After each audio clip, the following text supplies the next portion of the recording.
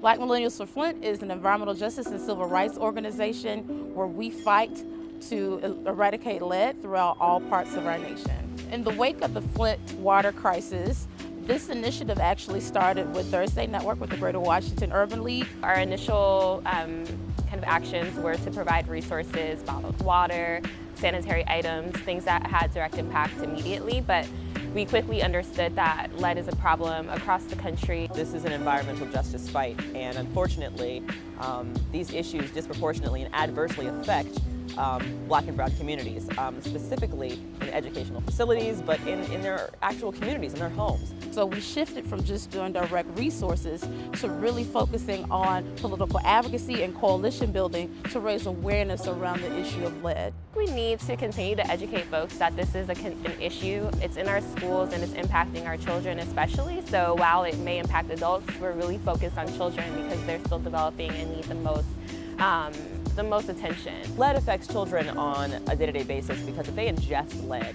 then lead is going to cause cognitive dysfunction. There are several ways that lead can deteriorate the brain, but not only that, it's obviously unhealthy. You can see how some of our schools, they have signs on their water fountains, or they communicate with their students and the students walk around and they know that they can't drink the water.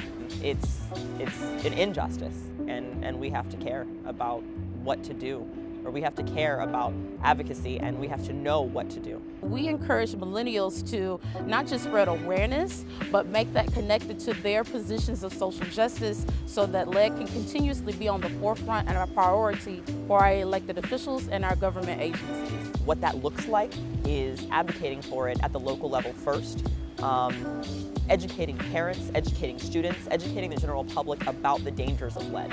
In the spring and summer, we canvass in DC, so we go door to door in Wards 7 and 8, and we talk to people about what may be common lead issues found in their own homes and how they can get with the Department of Energy and Environment to potentially do the testing that's needed. We actually have experience with testifying before council where we bring forth recommendations for policy as opposed to just speaking about the problems. We put ourselves in a position where we have research-based recommendations for policy to truly impact the legislation that we need to see in our communities. Truly the only way to eradicate lead is to get rid of all of the sources, and that's an action that my organization is not alone in wanting to achieve.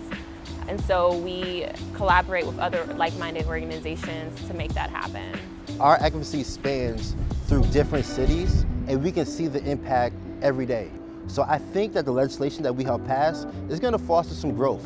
It's going to make children more confident in that they can actually consume the water at their schools. In 2018, we want to ensure that Black and brown communities are receiving the best resources, and that includes lead-free water.